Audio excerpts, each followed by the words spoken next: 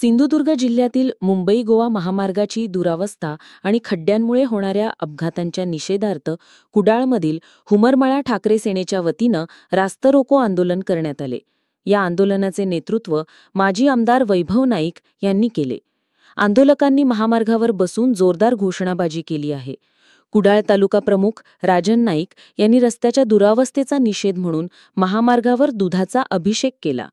अखेरीस महामार्ग अधिकाऱ्यांनी 25 ऑगस्टपूर्वी आवश्यक उपाययोजना करण्याचे आश्वासन दिल्यानंतर आंदोलन मागे घेण्यात आले. यानंतर पोलिसांनी वैभव नाईक यांच्यासह इतर कार्यकर्त्यांना ताब्यात घेतले.